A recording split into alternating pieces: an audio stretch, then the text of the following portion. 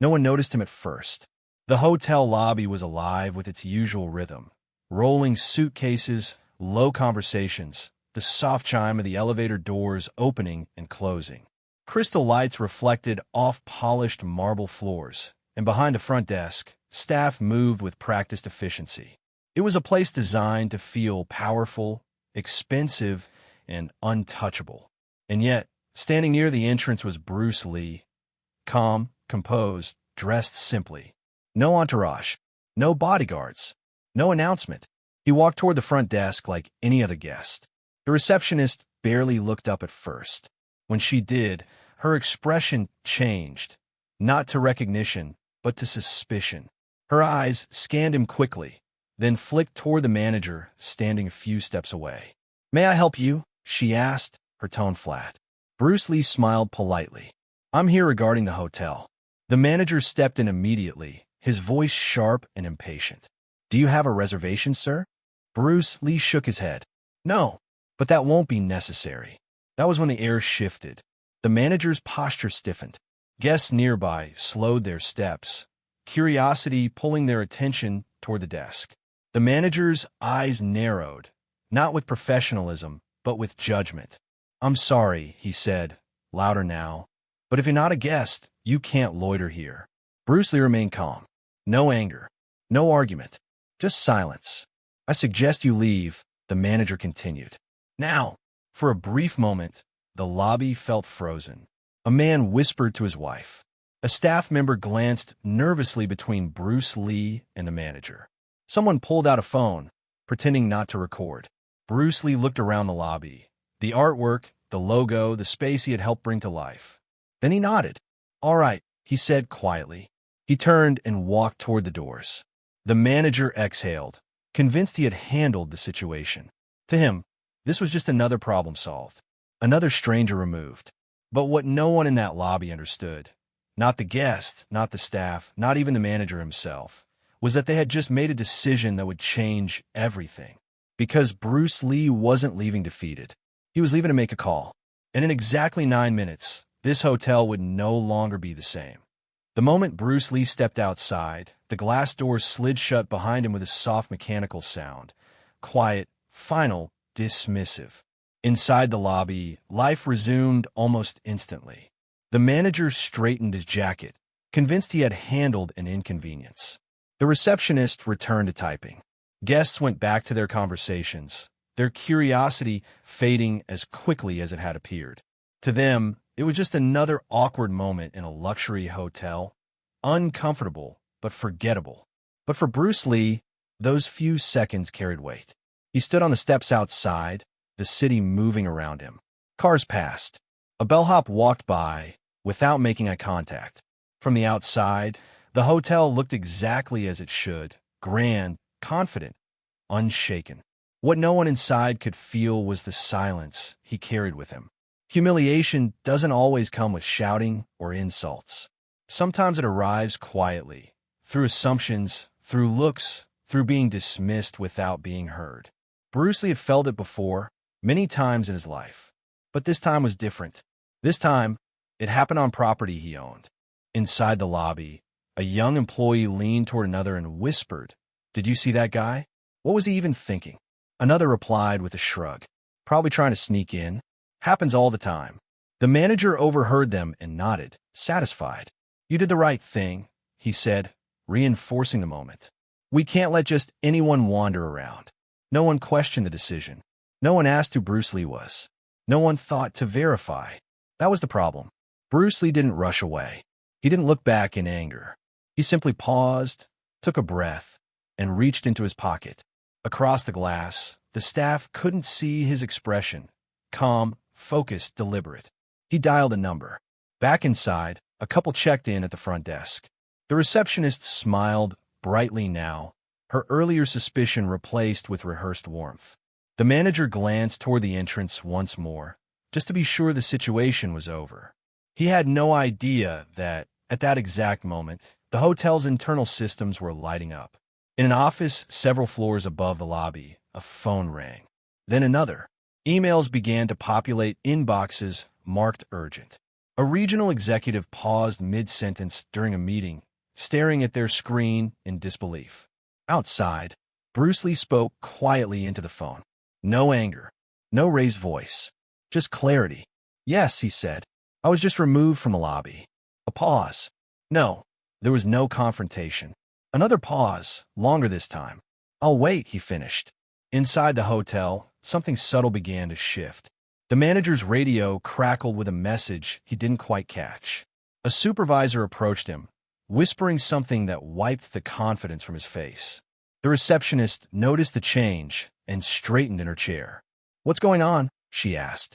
The manager didn't answer, because for the first time, doubt had entered the room. 9 minutes hadn't passed yet, but the damage was already unfolding. And the people who had watched Bruce Lee walk out moments earlier were about to realize something terrifying. They hadn't removed a nobody. They had dismissed the one person who had the power to decide their future. And he was coming back. Bruce Lee didn't move from the steps. He stood just outside the hotel entrance, the glass doors reflecting his image back at him, steady, composed, unchanged. Anyone watching from a distance would have assumed he was waiting for a car or checking a message like any other passerby. Nothing about him suggested urgency. Nothing hinted at what was about to unfold. Inside the lobby, however, the atmosphere was shifting in ways no one could quite explain. The manager glanced at his watch. 30 seconds had passed since the radio message. Then another minute. The confidence he'd carried earlier began to thin, replaced by a tightness in his jaw. He tried to laugh it off, telling himself it was nothing. A misunderstanding. A routine check. Still, he couldn't ignore the feeling creeping up his spine. At the front desk, the receptionist noticed the change. Her fingers hovered above the keyboard, her eyes darting between the manager and the entrance. She replayed the interaction in her head. The look she'd given Bruce Lee, the tone she'd used, the way she hadn't even asked for a name. For the first time, a question surfaced. What if we were wrong? A guest standing nearby leaned toward his companion and whispered, "Something feels off." Inside the administrative office upstairs, the mood was anything but calm. A senior supervisor stared at an internal profile pulled up on her screen, her heart pounding. The name at the top didn't match the image she'd expected. The ownership records were clear, undeniable. She picked up the phone with trembling hands. Back outside, Bruce Lee ended the call and slipped his phone back into his pocket. He didn't pace. He didn't fidget. He simply waited. This wasn't anger. This was restraint. He had learned long ago that the most powerful response isn't loud. It's precise. Inside the lobby, the manager's radio crackled again. "Can you confirm the individual who was removed?" a voice asked. The manager swallowed. "Yes. Male. Early 40s. Casual attire." Silence followed. Then, "Do not engage further. Stand by." The manager lowered the radio slowly. His mouth felt dry. He scanned the lobby, the guests, the staff, the security guard near the elevator who suddenly avoided eye contact. A minute earlier, he had felt in control. Now he felt exposed.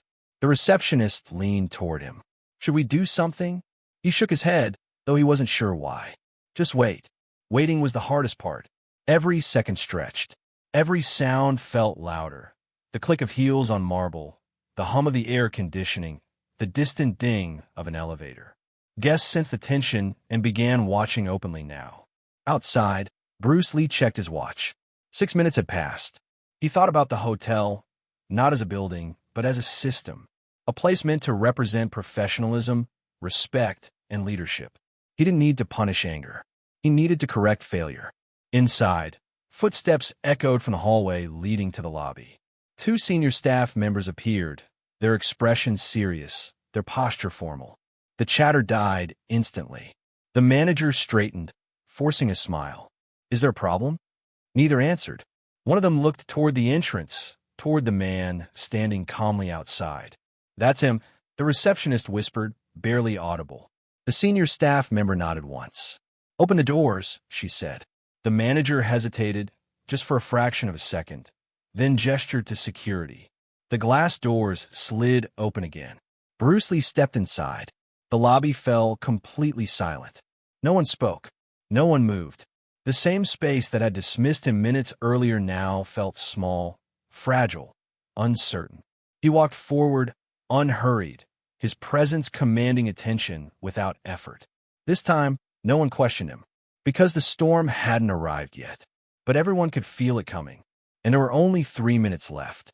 Time behaves differently when everything is about to change.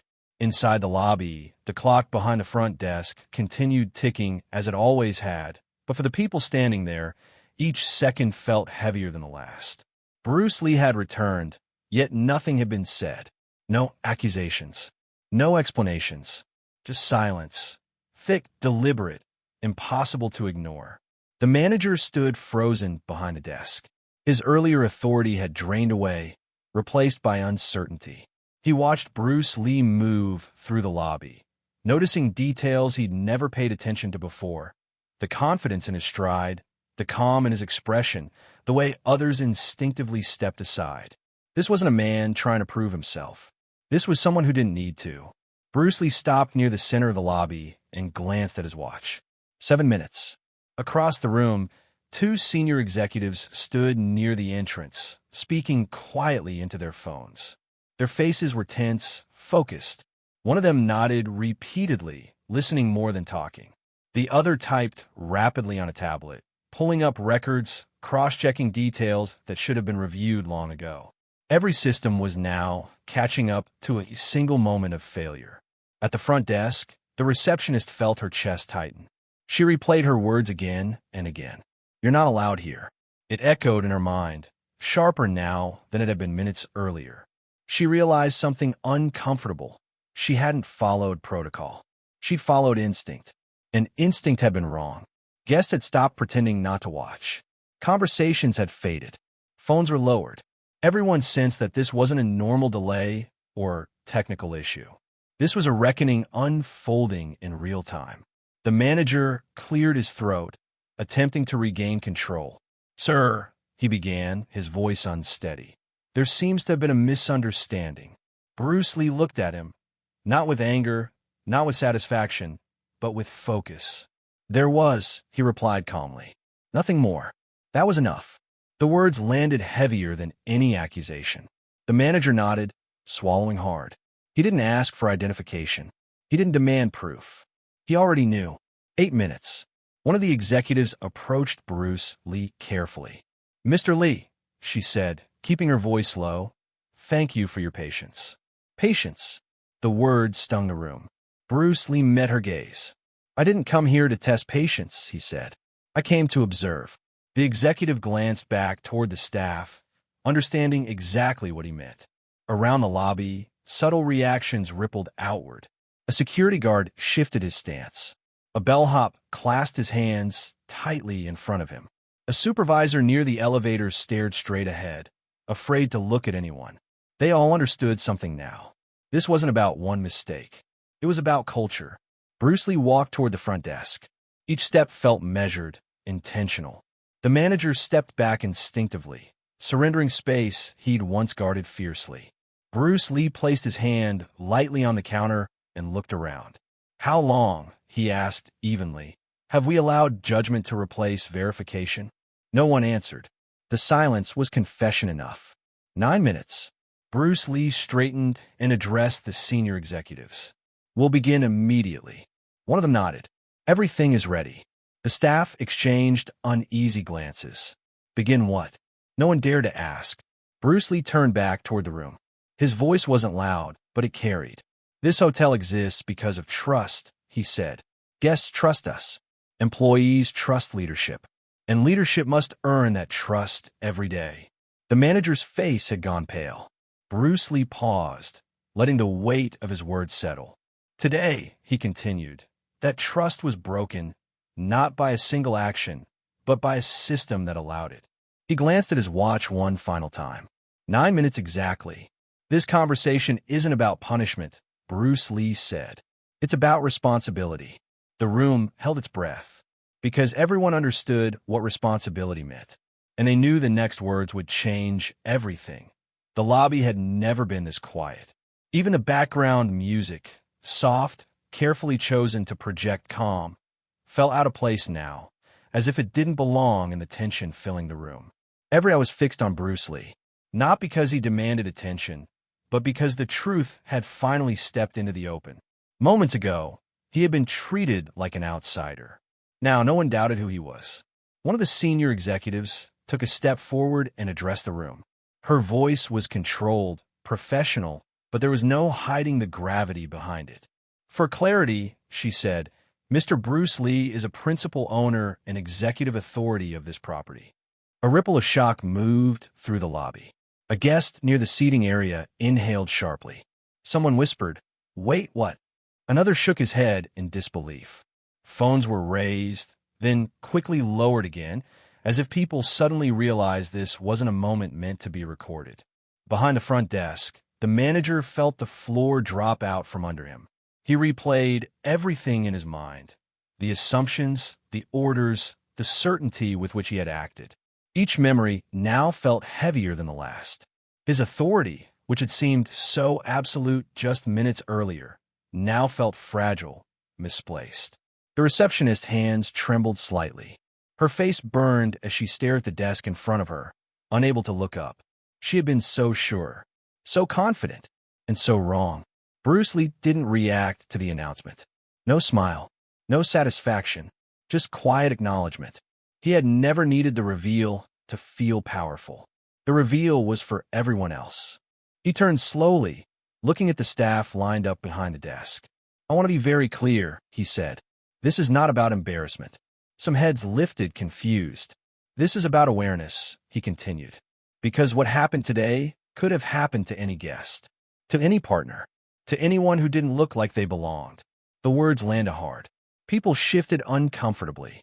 The manager opened his mouth, then closed it again, realizing there was nothing he could say that would undo the moment. Bruce Lee gestured lightly toward the entrance. "When I walked in earlier, I wasn't asked who I was. I wasn't asked how I could be helped. I was told to leave." He paused. "That tells me everything I need to know." The executive beside him nodded and stepped forward again. "An internal review has already been initiated," she said. "Effective immediately." Those two words, effective immediately, sent a chill through the room. The staff exchanged glances.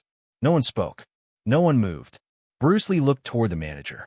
Not accusing, not angry, just direct. "Leadership isn't about control," he said. "It's about responsibility."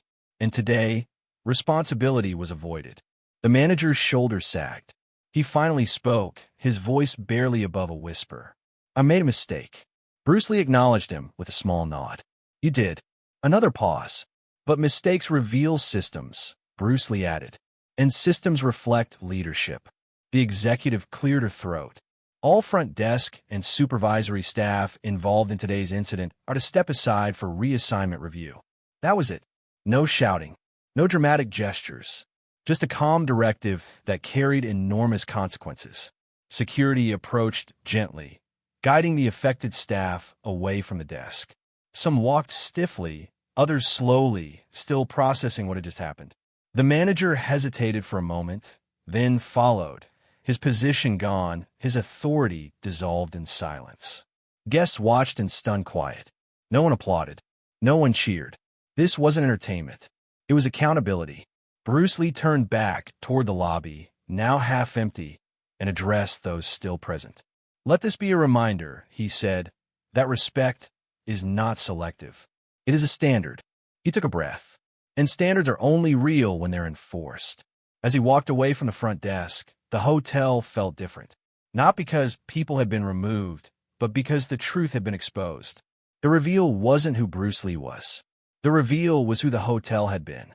And everyone now understood that nothing would remain the same. The lobby wasn't empty, but it felt like it was. The staff had been moved aside. The manager had been reassigned. The front desk was suddenly quiet, as if the building itself was holding its breath. Guests stood in small clusters, unsure whether to continue their check-in or simply leave. The air was heavy with a feeling no one could quite name, a mixture of shock, guilt, and fear. Bruce Lee stood near the center of the lobby, watching the scene unfold like a man watching a storm he'd predicted. He wasn't smiling. He wasn't angry. He was simply observing, because he understood something most people didn't. The real consequence of what happened wasn't the staff being removed. It was the moment the culture was exposed. He had come here expecting disrespect, and he had found it, not from one person, but from a system built to allow disrespect to grow. A hotel, after all, is not just a building. It's a promise. A promise that everyone who enters will be treated with dignity, no matter who they are, where they come from, or what they look like. That promise had been broken, and now the consequences were unfolding. Bruce Lee turned slightly, speaking to the executive beside him. "This is only the beginning," he said quietly. She nodded, her face tense.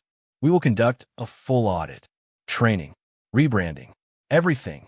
Bruce Lee looked at her, his expression serious. "Good, but training alone won't fix it." She blinked, surprised. "What will?" she asked. Bruce Lee paused, as if choosing his words carefully. "Accountability." The executive nodded slowly. She understood. Accountability meant change. Accountability meant consequences. Accountability meant that people would stop pretending mistakes were isolated incidents. It meant the hotel could no longer hide behind its reputation. The guests watched as Bruce Lee walked toward the front desk, not to confront anyone, but to speak to the staff who remained, the ones who weren't directly involved but were still part of the environment that allowed this to happen. "Listen," he said calmly. "This isn't just about what happened today." He paused, looking at each person in the room. "It's about what you do tomorrow." A young employee near the back shifted nervously. "Sir, what should we do?" Bruce Lee's eyes met his. "You should treat every person like a human being first," he said. "And if you don't know what to do, ask." The employee swallowed. "But what if we get in trouble?" Bruce Lee's voice was steady. "You will only get in trouble for being wrong if you don't try to be right." His words hung in the air, and for the first time since the incident began, someone looked relieved. Because the truth was, most people didn't want to be cruel. They wanted to be told what to do. They wanted guidance. They wanted rules that made sense. But the system had failed them. Bruce Lee turned toward the executive again. "What about the public?" he asked. "This will leak." She nodded. "It already has." Bruce Lee's face hardened. "Then we have to control the narrative." The executive hesitated. "How?" Bruce Lee's eyes narrowed. "By being honest." Honesty was a dangerous strategy for a business, but it was the only one that would rebuild trust. He walked toward the entrance again, stopping briefly at the glass doors. Outside, the city continued as if nothing had happened. Cars passed. People walked. The world didn't pause for the lesson being taught inside. But inside, something had changed. Because the consequence wasn't just in the moment. The consequence was in the future. The staff who had been removed would have to find new jobs. The manager would face a review. The hotel would lose customers. The brand would suffer. But the real consequence was deeper. It was the realization that respect and dignity are not optional. They are not privileges. They are standards. And if you fail to uphold them, the consequence will always come, sometimes immediately, sometimes slowly, but always inevitably. Bruce Lee turned back into the lobby and addressed the remaining staff one final time. "This is your chance," he said. "Your chance to rebuild, to be better, to prove that respect isn't just a word." Then he walked away. The hotel remained standing, but the culture had been shaken. And that was the true consequence. Because when respect is broken, it doesn't just hurt one person. It destroys trust. And trust is the foundation of everything. The lobby was no longer just a lobby. It had become a lesson. The people who remained in the hotel, guests, staff, executives, had been forced to witness something most people never see. The moment when a system breaks and the moment when it is repaired. Bruce Lee stood near the center of the room, calm and composed, but his presence felt heavier now. Not because he was angry, not because he wanted revenge, but because he understood the deeper truth of what had happened. This wasn't about him. It was about everyone. He looked around the room, and his gaze landed on the faces of those who had been part of the incident. Not the ones who were removed, but the ones who remained, the ones who would now carry the responsibility of rebuilding what had been damaged. He spoke softly, but his words carried like a bell. "Today wasn't just a mistake," he said. It was a warning that the culture in this hotel had become careless. A warning that people were allowed to make judgments without verification. A warning that the hotel's image had been prioritized over its values. He continued, "A hotel is not a brand. It's a promise." The room went quiet. He didn't need to shout. He didn't need to raise his voice. The truth had already done that for him. Bruce Lee stepped forward and pointed toward the front desk. When someone walks through those doors, they're not just a guest. They are a person. He paused, letting the words sink in. "If you treat them like a problem," he said, "you will never earn their trust." The receptionist who had spoken to him earlier looked down, ashamed. The manager stood silently, his face red with embarrassment. The staff shifted uncomfortably, realizing the impact of their actions. Bruce Lee wasn't there to punish them. He was there to wake them up. He continued, "Respect isn't something you give only when it's convenient. It's something you offer always, even when you don't know the person." A young employee raised his hand hesitantly. "Sir," he said, "what if we're scared to speak up?" Bruce Lee looked at him and nodded, as if he expected the question. "That fear is part of the problem," he said, "because silence protects the wrong things." He paused again, his eyes scanning the room. "Courage isn't loud," he said. "Sometimes it's just choosing to do the right thing when no one is watching." The guests in the lobby listened quietly. Some looked uncomfortable. Some looked inspired. But all of them understood the same truth. This wasn't just a hotel incident. It was a lesson about how the world treats people. Bruce Lee took a step toward the entrance, as if preparing to leave. Then he stopped and turned back one last time. "Remember this," he said. "You can't build a business on fear and prejudice." He looked directly at the staff.